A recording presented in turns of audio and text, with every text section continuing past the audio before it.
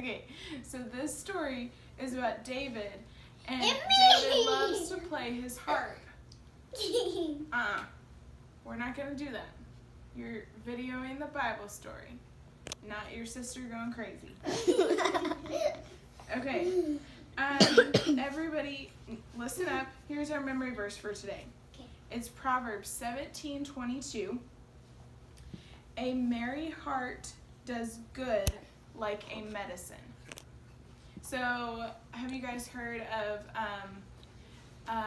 laughter is medicine for the soul? Have you guys heard that before? Or, well, you're eating an apple. Apple day keeps the doctor away. Mm-hmm. Okay, so, I need my King Saul. Can you bring me my King Saul? Which one? Sitting down. Wait, there's two King Sauls? Yeah.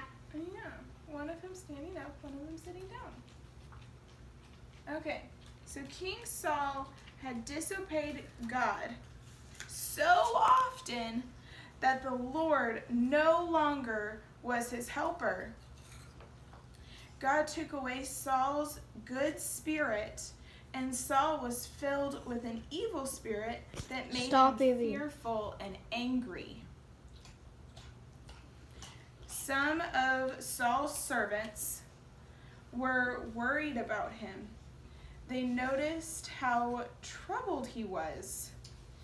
He spent days just feeling downcast and depressed, so he was really sad. Some of his servants thought he was losing his mind because he acted so strangely. His servants said, "We'll find someone to play soft music on a harp for you, King Saul. Then, when the evil spirit bothers you, it'll go away. The harp music will quiet you, and soon you will be well again." "All right," said King Saul, "find me a harpist." One of the servants said, "I know a young man in Bethlehem, the son of the man named Jesse. He not only plays the harp beautifully, but is also handsome, brave, and strong. What's more, the Lord is with him. Send him to me," said King Saul. And his harp. That's what David looks like. Can I put this in? Oh yeah, sorry, David.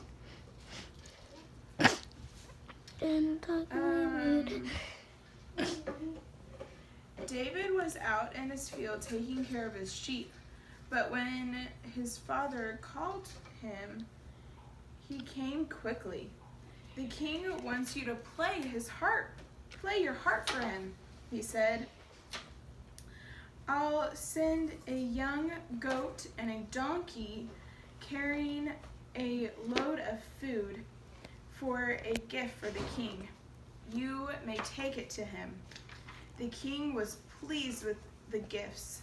When David arrived, the king liked David at once. David played his harp for the king, and the king felt better. Soon, King Saul was almost well again. The king loved David and saw David's fine character. After talking long hours with David, the king also always felt better. Saul admired David's wisdom. The king wanted David to stay in the palace and become the palace musician. He asked Jesse, "Please, let me stay and be part of my staff, for I am very fond of him, and his music soothes my spirit." Jesse agreed that David should stay in the palace. Hold on. It's already 5 minutes in. Okay. Just getting Stop kind talking. of. I need my other King Saul. Thank you. Okay. All this time, David was observing and learning how to be a king. Of course, King Saul never realized that the boy who was playing his harp would one day take his place as king. The plan for David to be king was still in his future, but he used his time profitably. So he used his time wisely. When he was a king? He was like training, practicing and learning from King Saul, like what not to do, what to do in certain situations. By being part of his palace life and an aide to King Saul, David gained first-hand information about leading a nation. Sometimes our plans, even the ones that are approved by God, need to be put on hold until God sees the right time to continue his plan for our lives.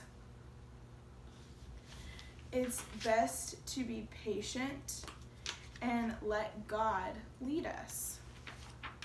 So, our scripture, I'll read it again. A merry heart does good like a medicine. But at the end of this story, it talks about how our plans somehow change. Like this time in our world, sometimes we had stuff planned and we've had to cancel them. But God has a plan, and we just have to put some things on hold until we can resume that part of the plan. Capiche? Gosh. Yeah, you can stop it now. Okay. Bye.